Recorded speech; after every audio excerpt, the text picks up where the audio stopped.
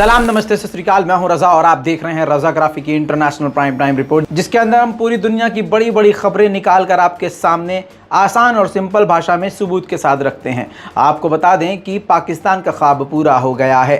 हालांकि ये ख्वाब खुद पूर्व प्रधानमंत्री इमरान खान का था। जी हाँ, इमरान खान का ख्वाब ये था कि जैसे तैसे रूस को मना कर पुतिन से हाथ मिलाकर कैसे भी करके गैस पाइपलाइन जो है वो पाकिस्तान तक लेकर आनी है।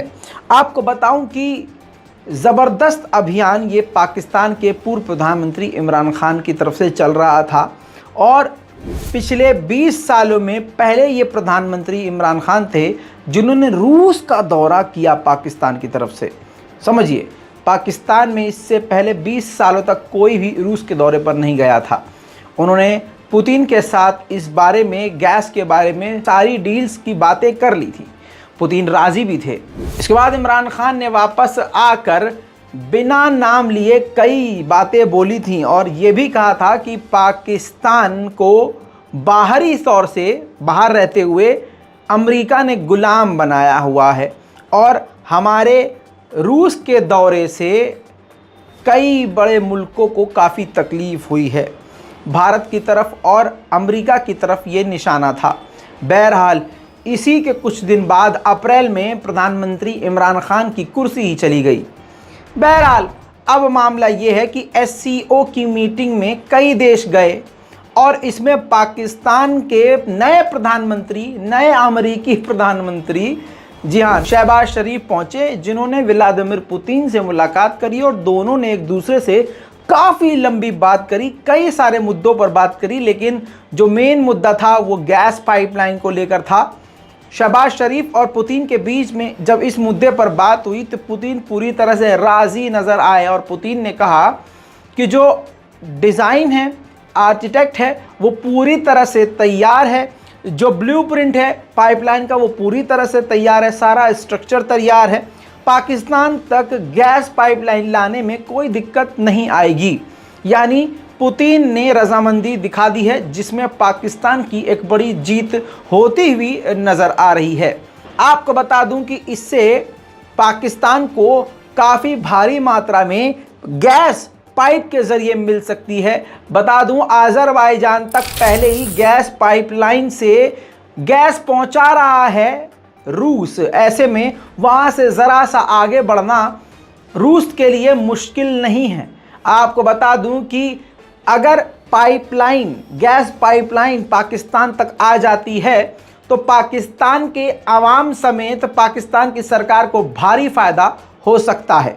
और ये ख्वाब किसका था ये आप याद रखिएगा, ये ख्वाब इमरान खान का था, जिस पर मुहर शहबाज शरीफ अपनी चिपका रहे हैं। वहीं दोस्तों आपको बता दूं, SCO की मीटिंग में उस वक्त ईरान और पाकिस्तान के प्रधानमंत्री शहबाज शरीफ की भी मुलाकात हुई। आपको बताऊं, दोनों पक्षों ने, मेन पाकिस्तान की बता रहा हूँ, पाकिस्तान में बिजली की काफ़ी कमी है। ऐसे में पाकिस्तान ने इब्राहिम रईसी से बिजली कॉरपोरेशन की बात करी, बिजली, इलेक्ट्रिसिटी कैसे पाकिस्तान को दी जाए। हालांकि चाइना इस पे काफ़ी मदद करता रहता है, लेकिन पाकिस्तान को और भी देशों से मदद की ज़रूरत है, जिसमें ईरान पाकिस्तान की तरफ नज़र आया। शंघाई कॉरपोरेशन ऑर्गेनाइजेशन यानी SCO, जिसमें सन 2017 में इस ग्रुप में पाकिस्तान और भारत शामिल हो गए थे, जिसके बाद से आपको बता दूं कि भारत और पाकिस्तान इसका बड़ा हिस्सा हैं। जनरल नॉलेज के लिए आपको बता रहा हूं, रूस के साथ यानी पुतिन के साथ चीन के राष्ट्रपति शी जिनपिंग ने भी बात करी है। ये लेटेस्ट तस्वीरें आपकी स्क्रीन पर मौजूद है। दोस्तों आपको बता दूं कि चीन ने कहा कि यूरोप के खिलाफ हम मिलकर एक बड़ी शक्ति के तौर पर काम करेंगे। जी हाँ, खुल्लम खुल्ला ये अमेरिका को भड़काने वाला और पूरे यूरोप को भड़काने वाला बयान है। लेकिन व्लादिमीर पुतिन भी उनकी हाँ में हाँ मिलाते हुए नजर आए, लेकिन चालाकी से चीन ने दुनिया को दिखाने के लिए ये भी कह दिया कि यूक्रेन और रूस की जंग में उन्हें यूक्रेन की काफ़ी चिंता है। इस पर व्लादिमीर पुतिन ने कोई रिएक्ट नहीं किया। दोस्तों हमारे रिपोर्टर, हमारे एडिटर शायद भांग खा के हमको ये रिपोर्ट दे रहे हैं, इसलिए ये वाली जो मेन खबर थी वो ससुरा आखिर में बता रहे हैं, जो कि टाइटल में होनी चाहिए थी। अभी वीडियो के बाद हम उनके साथ हिंसा करेंगे, हालांकि हम दिल से अहिंसावादी हैं, लेकिन आपको बता दूं कि कहीं कहीं हमारे दोस्त यार ऐसा काम करते हैं तो हम रगड़ भी देते हैं रख के। बहरहाल आपको बता दूं कि बड़ी खबर देख लीजिए क्या है। बड़ी खबर ये आपकी स्क्रीन पर, इसी से पता चल जाएगा आपको। व्लादिमीर पुतिन और इब्राहिम रईसी यानी रूस और ईरान की एससीओ के दौरान मीटिंग हुई और बड़े ही कम वक्त में बड़ी बड़ी बातें हो गई। जैसे व्लादिमीर पुतिन ने हंसते हुए, हाथ मिलाते हुए बड़ी खुशी से कहा ईरान से कि ये इसी साल में हमारी चौथी मुलाकात है। और बात करें मुद्दे की तो पुतिन ने कहा कि हमारे गैस की जो सबसे बड़ी इंडस्ट्री है उसकी सबसे बड़ी डेलीगेशंस 1-2 दिन के अंदर ईरान जाने वाली हैं और गैस और तेल को लेकर ईरान के साथ काफ़ी बड़ी डील्स हम करने वाले हैं। इतना ही नहीं, इब्राहिम रईसी भी पीछे नहीं रहे भाई साहब। इब्राहिम रईसी ने क्लियर कट कह दिया अमेरिका को निशाने पर लेके कि पूरा यूरोप जिस प्रकार से रूस पर पाबंदी लगा रहे हैं हम उसको रिकॉग्नाइज नहीं करेंगे, हम रूस के साथ हैं। अमेरिका और यूरोप के द्वारा जो प्रतिबंध ईरान पर लगाए गए हैं और जो रूस पर लगाए गए हैं हम इसका विरोध करेंगे और इससे लड़ने के लिए तैयार रहेंगे। अब आपको एक और बड़ी खबर बता दूं, जनरल नॉलेज, दिमाग में इसको ठूस लीजिए, एग्जाम में भी कहीं ना कहीं आ ही सकता है। वरना इसके अलावा चाय की टपरी पर, किसी मजलिस में, महफिल में, भीड़ में कहीं भी खड़े हुए चौड़े करके ये बातें बोल सकते हैं। ये बात ज़्यादातर लोगों को पता ही नहीं होती है, जो मैं आपको बताता रहता हूँ। ईरान एससीओ का मेंबर नहीं है, लेकिन अब इस साल उसको मेंबरशिप के लिए ऑफर मिल गया है, मेमोरेंडम मिल गया है, सारे कानून उसको लिखित में दे दिए गए हैं। अब बहुत जल्द इसी साल कहा जा रहा है कि एससीओ में ऑफिशियली शामिल हो जाएगा ईरान। वहीं आपको बता दूं, ये तस्वीरें देख लीजिए, रजब तैयब एर्दोगान यानी तुर्की भी पहुंच चुका है एससीओ की मीटिंग में। आपको बता दूं कि उज्बेकिस्तान में ये मीटिंग चल रही है। रजब तैयब एर्दोगान अपनी धर्मपत्नी के साथ, अपनी अहलिया के साथ यानी बीवी के साथ पहुंच चुके हैं एससीओ की मीटिंग में। लीजिए भैया, और कहानी सामने आ रही है आपकी स्क्रीन पर देखिए। चाइना और रशिया की नेवी पैसिफिक ओशियन में, समुद्र में, पैसिफिक समुद्र में ड्रिल कर रही है और कहा जा रहा है कि पेट्रोलिंग जारी है, यानी नजर बनाकर रख रही है। अमेरिका के लिए जोरदार तमाचा। अब चाइना और ताइवान शांत बैठे थे तो अमेरिका को कैसे शांति मिल सकती है? ये तो वैसी ही खानदान की औरत है जो दो रिश्तेदारों को आपस में लड़ाकर मुंह में पान चबाते हुए देखती है। यह जनानियों वाला काम एक बार फिर से अमेरिका ने किया है। 4.5 बिलियन, मिलियन नहीं बिलियन डॉलर के हथियार देने के लिए ऑफर कर दिया है ताइवान को। अब देखिए दोस्तों, जो मैंने कहा था, अभी कहा ना ये जनानी वाला काम, आ गया चाइना का बयान। चाइना ने कहा है कि ये जो हरकत अमेरिका ने की है और अगर इस बिल को आगे बढ़ाया जाता है और हथियार पहुंचाए जाते हैं ताइवान को, तो पीस के लिए, शांति के लिए ये सबसे बड़ा खतरा होगा और इसकी जवाबी कार्रवाई में दोनों को बहुत कुछ भुगतना होगा। बहुत ही, मैं शॉर्ट कर देता हूँ, खबरें काफ़ी लंबी होती है, लेकिन मुझे पता है कि आप लोगों के पास वक्त नहीं होता है, तो मैं उसको बहुत पूरा पढ़ के उसका शॉर्ट कंक्लूजन निकालता हूँ। तो ऐसा नहीं है कि आप 10 मिनट की रिपोर्ट देख रहे हैं तो वो 10 मिनट में बन जाती है, नहीं, बहुत मेहनत लगती है। आप लोगों से हाथ जोड़ के रोज़ कहता हूँ कि चैनल को सब्सक्राइब कीजिए और आपने अगर कर रखा है दूसरों से करवाइए। दोस्तों आपको बता दूँ कि पाकिस्तान दोबारा लेके चलूँ तो पाकिस्तान में बाढ़ से मरने वालों की संख्या 1500 हो चुकी है। दुख की बात यह है कि इन 1500 में 530 से ज़्यादा सिर्फ बच्चे ही बच्चे हैं। अभी भी पाकिस्तान के कई हिस्से में बुरा हाल है। वहीं लीडर हो तो भाई साहब ऐसा हो, शहबाज शरीफ जैसा ना हो, चोरों की तरह, डकैतों की तरह कुर्सी छीन के बैठ गया हो, बैठाया गया है अमेरिका के द्वारा। देखिए ये भारत के लिए भी खतरा है। अमेरिका का टटपूंजिया पाकिस्तान में बैठा हो तो ये भारत के लिए भी खतरा है। अभी आप देखिए, पाकिस्तान के इस टटपूंजिया प्रधानमंत्री जैसे ही कुर्सी पर बैठे, F-16 विमान को अपग्रेड करने के लिए तुरंत उसने अपना हाथ बढ़ा दिया अमेरिका ने, लो भाई साहब करो। तो ये सब बहुत ख़तरनाक भारत के लिए भी है। लेकिन आपको ये इमरान खान की तस्वीर दिखा देता हूँ। इमरान खान उस परिवार के बीच जाकर ज़मीन पर बैठे जिस परिवार ने बाढ़ में अपने 10 लोगों को खो दिया। देखिए दोस्तों, TTP तहरीक तालिबान पाकिस्तान अफगानिस्तान में भी है और पाकिस्तान में भी है। अब आपको दिमाग घुमा देने वाली तस्वीर दिखा रहा हूं, पाकिस्तान कितने बड़े खतरे में है। ये देखिए ये तस्वीर, ये अफगानिस्तान की तरफ से जो टीटीपी हैं वो घुस रहे हैं, पूरी फेंसिंग को तोड़ के, यानी बॉर्डर को तोड़ के पाकिस्तान में घुस रहे हैं। अजीबोगरीब बात यह है कि वो घुस भी जाते हैं पाकिस्तान और वो गायब भी हो जाते हैं वहाँ से, अंदर जाके पाकिस्तान में वो पहुँच गए। लेकिन इस पूरी कार्रवाई के दौरान पाकिस्तान बॉर्डर पर पाकिस्तान आर्मी ही नहीं थी, जिसकी वजह से टीटीपी, देखिए ये सबूत इसलिए लगा रहा हूँ, कोई पाकिस्तानी ये ना कहे कि रज़ा भाई झूठ बोल रहे हो यार तुम भी, एकदम नहीं, हकीकत है। और ये बात खुद पाकिस्तान के कई न्यूज़ चैनल पर आ चुकी है।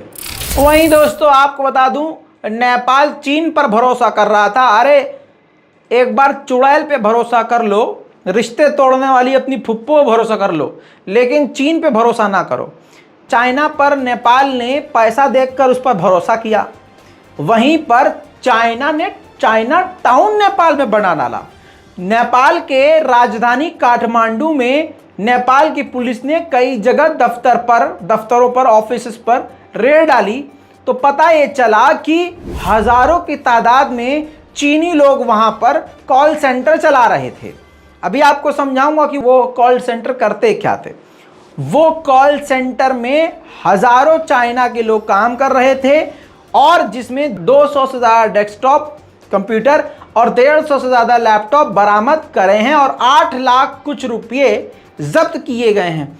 इनका काम ये था कि जो ऑनलाइन आप देखते हैं गेमिंग ऐप होती है या बहुत सारी ऐसी ऐप होती है जिससे आप इंस्टेंट लोन ले सकते हैं 50-50 हज़ार तक के या 1 लाख तक के, या गेमिंग के जरिए आप पैसा जीतने को सोचते हैं। बहुत सारे लोग पबजी से खेलते हैं, बहुत सारे ऐसे गेम है जो पैसा देते हैं और लोन का भी सिस्टम इसमें रहता है, लोन की ऐप भी अलग होती है। तो आप जब किसी ऐप से लोन लेते हैं तो आपको एक वक्त दिया जाता है कि आपको अगले महीने की, फॉर एग्जांपल अगले महीने की 30 तारीख तक ये पैसा देना है। लेकिन 15 तारीख को ही नेपाल से बैठे हुए चाइना के लोग इंडिया के उन लोन लेने वाले लोगों को, कस्टमर को 15 तारीख को ही ब्लैकमेल करना शुरू कर देते थे। जी हाँ, और आपके रिश्तेदारों को, लोन लेने वालों को बदनाम करने की पूरी तैयारी करना शुरू कर देते थे। ऐसे में चीन का इसके पीछे क्या मंसूबा था वो अभी सामने नहीं आया है। हालांकि भारत में भी पिछले कई दिनों में ऐसी जगहों पर रेड डाली गई है, नोएडा से लेकर गाजियाबाद और दिल्ली में भी कई ऐसी जगह पर जहां पर यह कारोबार चल रहा था। तो भाई साहब बच के रहिएगा, लोन लेना हो तो अपने इंडियन बैंक से जाके लीजिएगा, आड़े टेढ़े ऐप के चक्कर में फंसिएगा नहीं। देखिए भारत का भौकाल इंटरनेशनल लेवल पर इतना खतरनाक और बमबार है कि क्या ही कहें। अपना इंडिया तो भाई ऐसा ही है, भले ही अंदर से सिर्फ इस मोदी सरकार ने आपस में सबको लड़वा दिया है, वरना अभी भी भारत का भौकाल ऐसा है कि जहां पूरी यूरोप की कंट्रियां भारत पर जोर डाल रही थी कि रूस से गैस तेल मत लो, इधर भारत आकर फ्रांस की विदेश मंत्री ने मुलाकात करी मोदी से, और मोदी से उन्होंने कहा कि हम रेस्पेक्ट करते हैं कि भारत जो रशिया से तेल ले रहा है हम पूरी इसकी इज्जत करते हैं। और इतना ही नहीं, दीदी ने यह भी कहा भारत आज़ाद है, वो अपने लिए कुछ भी कर सकता है। वाह, इसको कहते हैं दम, वो भी किसका? अपने भारत का। वहीं पर आपको यहीं थोड़ा सा टर्न करना चाहूँगा और आपको बता दूं, अंधभक्तों की गर्दन पकड़कर पेशाब में डुबाते हुए, कि ससुरे 3 देशों से सबसे ज़्यादा भारत तेल और पेट्रोल लेता है। पहले नंबर पर इराक, मुल्ले और डुबाओ इनको मुल्लों से। दूसरे नंबर पर सऊदी अरब, मुल्ला देश। और तीसरे नंबर पर रशिया। हालांकि बीच में रिपोर्ट आई है, बीच में रूस से सबसे ज़्यादा तेल ले रहा था भारत, लेकिन एक बार फिर से सऊदी अरब से ज़्यादा तेल लेना शुरू कर दिया है। हालांकि अभी भी पहले नंबर पर मुल्ले इराक से ले रहा है गैस तेल। ओ ले कहाँ अंधभक्त।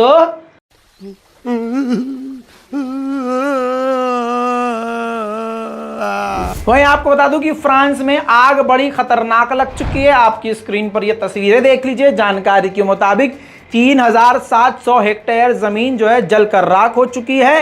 खतरनाक तरीके से यह आग बढ़ती जा रही है। 1000 फायर फाइटर जो होते हैं वो लड़ रहे हैं, लेकिन इस आग को बुझाने में, अल्लाह के अजाब को बुझाने में, रोकने में नाकामयाब है।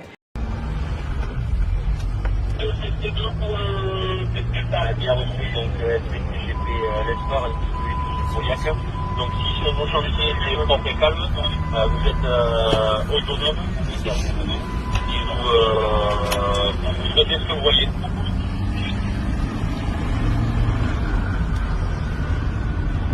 बहरहाल ये थी पूरी दुनिया की बड़ी बड़ी खबरें, बड़ी मेहनत करके आपके सामने रखी हैं। रिपोर्ट को शेयर कीजिए, चैनल को सब्सक्राइब कीजिए। मैं हूं रजा और आप देख रहे थे रजाग्राफी। जय हिंद।